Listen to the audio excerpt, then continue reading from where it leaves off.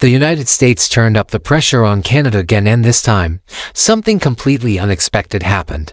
What was intended as a forceful reminder of who holds the upper hand in North American trade is now looking more like a strategic miscalculation with regional consequences. The idea was simple: enforce policy compliance, keep Canada within a tight economic orbit, and reassert dominance through the threat of tariff. If you enjoyed this breakdown, don't forget to like, subscribe, and drop a comment. Your feedback helps shape what we cover next, and you being here keeps the conversation going. Thanks for watching. See you in the next one. A possible USMCA withdrawal, and diplomatic heat. But instead of triggering compliance, the pressure ignited something else entirely: a strategic pivot. Canada didn't fold under US threats. It reorganized. It reoriented. And it rebounded faster than anyone expected. Rather than running back to the negotiating table, Canada accelerated its diversification strategy, updated its domestic industrial goals, and leaned harder into its existing trade networks. And it worked. What started as a high-risk US maneuver to squeeze policy concessions is now being analyzed as a moment that strengthened Canada's regional autonomy and weakened the very influence Washington was trying to protect. Foreign direct investment into Canada surged by nearly $78 billion, bringing the total to a staggering $1.5 trillion. These weren't just small gains, they were strategic endorsements by international firms increasingly viewing Canada as a safer, more stable alternative for North American market entry. And that redirection of capital wasn't accidental. It was a direct response to the growing policy volatility in the United States. That volatility, combined with internal economic stress, has created the perfect environment for Canada's rise. While U.S. manufacturing shrank for 9 straight months, the longest contraction since 2008, Canada's domestic sectors began expanding. With global confidence in American regulatory consistency dropping, companies started looking north. Canada's free trade access, particularly through deals with Europe and Asia, made that pivot even more appealing. It wasn't just about escaping U.S. instability, it was about entering a country with a clear economic strategy, robust legal protections, and access to multiple global markets without the baggage of trade unpredictability. Meanwhile, Canada didn't just welcome investment, it redirected it toward future-focused sectors. Nearshoring picked up speed. Domestic manufacturing was revitalized. Critical mineral strategies were deployed. The electric vehicle sector, backed by policies supporting clean energy and battery development, became a major target for public and private investment. This wasn't symbolic. It was structural. The government prioritized reducing dependency on U.S. supply chains and instead funneled energy into building a self-sustaining industrial foundation. The EV and battery ecosystem grew rapidly, and companies saw that Canada wasn't just reacting to U.S. threats, it was building long-term alternatives. The country began positioning itself not just as a manufacturer but as a regional hub for innovation, materials, and green technology. And while this was unfolding, the U.S. economy wasn't holding up as planned. Tariffs intended to pressure foreign partners ended up inflating domestic costs. Consumer confidence fell. Even Cyber Monday and normally reliable retail surge underwhelmed. Legal battles emerged, with major corporations fighting to recover losses from tariffs that didn't produce the intended leverage. What was meant to force a strategic edge started to erode trust in the system. This erosion wasn't limited to public sentiment. It reached into corporate boardrooms. Investment strategies were revised. Risk assessments were updated. And Canada emerged as the safer bet, not by dominating headlines, but by quietly building credibility. This credibility is now altering regional supply chains. From critical minerals to advanced manufacturing, Canada's expanding capacity is attracting global interest. What used to be thought of as a secondary option has become a primary node in North America's economic architecture. And all of it was triggered by pressure that was meant to do the opposite. What Washington may have underestimated is just how fast Canada can adapt. The original logic behind U.S. threats relied on the assumption that Canada was economically boxed and that it had limited options and no alternative path but cooperation on American terms. That assumption no longer holds. Canada now maintains strong trade agreements with key markets that are increasingly essential to global economic growth. Europe, Asia, South America, even India is on the radar as a long-term strategic partner. These partnerships are not symbolic alliances, they're real channels for trade, investment, and technology exchange that don't rely on Washington's approval. While the US is managing contraction, Canada is actively redefining its industrial footprint. EV development, battery manufacturing, renewable energy input production, these aren't future plans. They're live strategies, already drawing international support. And the more the US leans into policy unpredictability, the more attractive Canada becomes. The shift isn't just economic, it's geopolitical. As Canada builds regional and global resilience, it also gains leverage. And that leverage changes the tone of North American diplomacy. Canada isn't just reacting to US moves anymore. It's shaping the conversation, backed by investment, trade access, and strategic autonomy. Meanwhile, companies once deeply embedded in US-based operations are hedging their bets. Some are relocating. Others are splitting operations. And nearly all of them are reevaluating what North American strategy means in the current landscape. And it doesn't mean what it did 5 years ago. The perception of the US as the default industrial and investment destination has taken a hit. The belief that pressure ensures compliance also in question. Because the more Canada resists, the more its global profile grows. And the more stable it appears, the more investment flows its way. This is how influence shifts through trust, not threats. What we're seeing now is a slow, quiet transfer of momentum. Not because the US no longer matters, but because the US strategy, as it stands, is working against its own interests. The harder it pushes, the more it pushes others away. For Canada, that means opportunity. This opportunity isn't about matching US power 1-to-1. It's about redefining what regional leadership looks like. Canada doesn't need to dominate headlines to lead in clean tech. It doesn't need to outscale the US to become a global hub for critical minerals. It just needs to stay the course: consistent policy, open markets, strategic investment. And so far, it's doing exactly that. If you followed this story thinking it was just another trade spat, now you know it's much bigger than that. This is a long-term realignment in regional influence, one that could reshape how power is shared and how it's lost. If you learned something today, like the video. Share it with someone who still sees Canada as an economic sidekick. Comment below, do you think the US can reverse this trend, or is Canada on a permanent upward track? Subscribe for more breakdowns like this. We've got a lot more regional meltdowns to unravel. This entire shift in North American power dynamics didn't start with a grand announcement or a single policy decision. It started with pressure. Repeated pressure. The kind of economic muscle flexing that's become standard practice in Washington's playbook. But this time, the play didn't land. The threats to withdraw from USMCA. The tariffs. The sudden diplomatic chill. It was all designed to force Canada's hand to remind Ottawa of its position in the relationship. What it did instead was remind Canada of its options. And once that realization took root, the momentum was impossible to ignore. For decades, Canada was seen often and fairly as the polite junior partner in North American trade. A reliable player, but not the one writing the rules. The US made the moves, and Canada adjusted. That narrative no longer holds. What we're seeing now is the emergence of a far more independent, far more assertive Canadian economy, one that's shaping its own path. Because the truth is, the US didn't just miscalculate Canada's willingness to push back. It misunderstood how globalized Canada already was. The moment the pressure ramped up, Canada didn't hesitate. It accelerated diversification. It expanded partnerships. It turned what could have been a vulnerability into an advantage.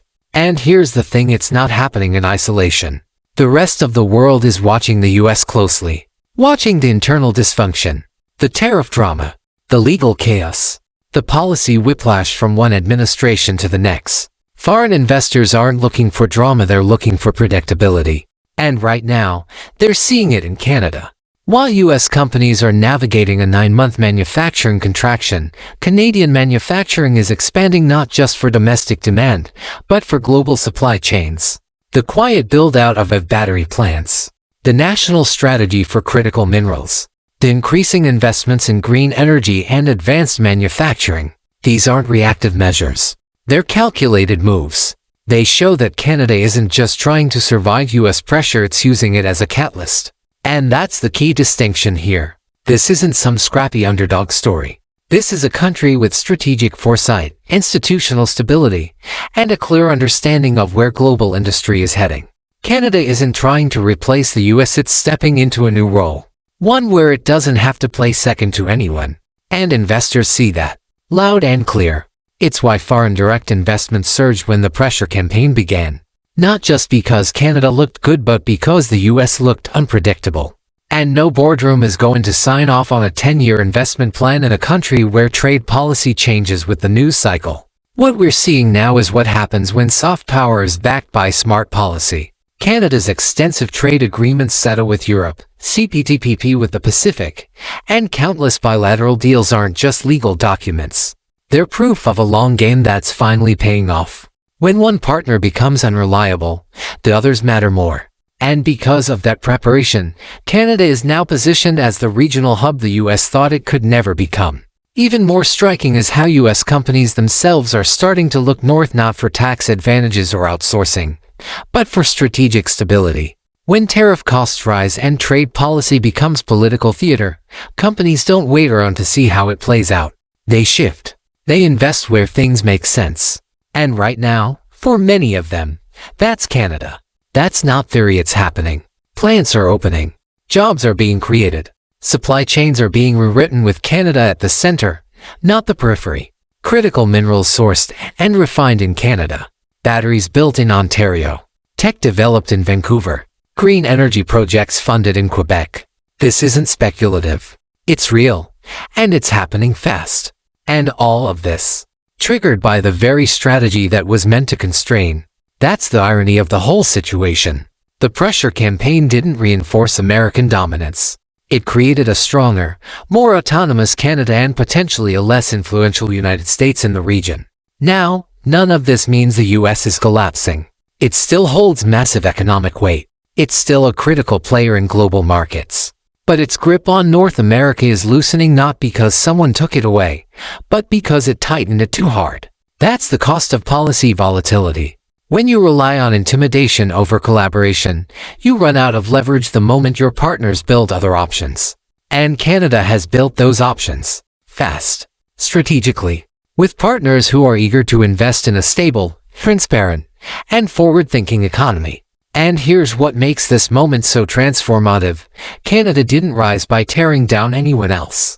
It rose by preparing for a future that was always coming. One where dependency wasn't sustainable. One where resilience wasn't optional. One where being quiet didn't mean being weak, it meant being ready. And now that it's happening, the response from the US has been telling. More threats. More uncertainty. But the leverage isn't what it used to be.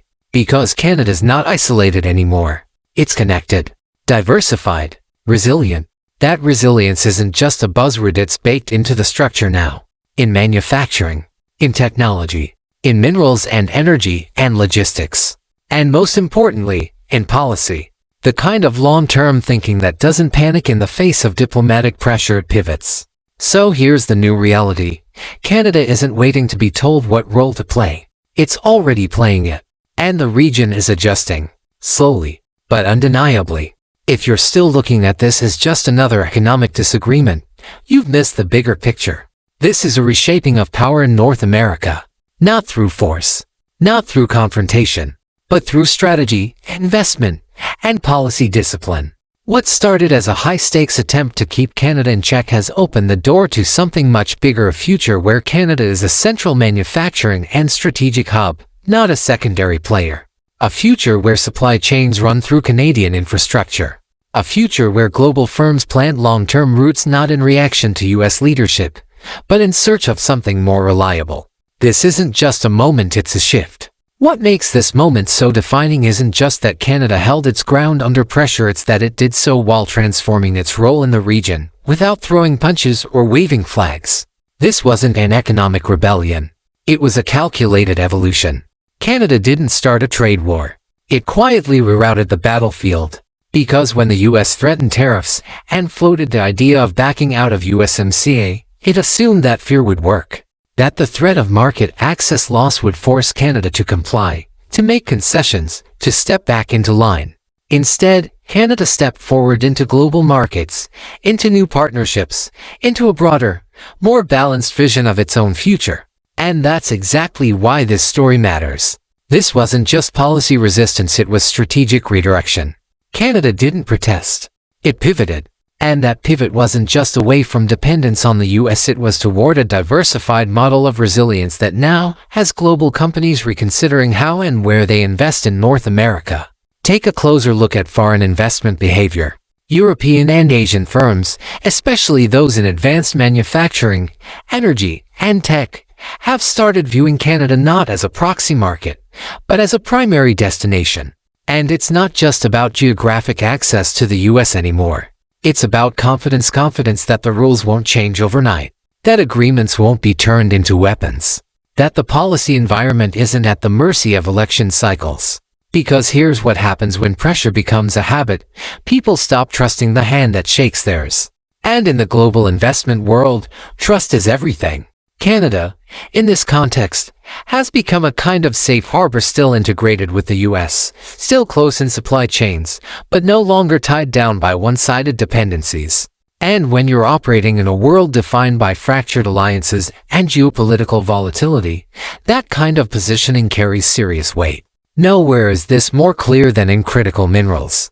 The global demand for lithium, cobalt, rare earth elements, all the materials essential to modern battery tech and renewable infrastructure, is exploding. And guess who's sitting on some of the most important reserves, combined with a credible national strategy to responsibly extract and process them?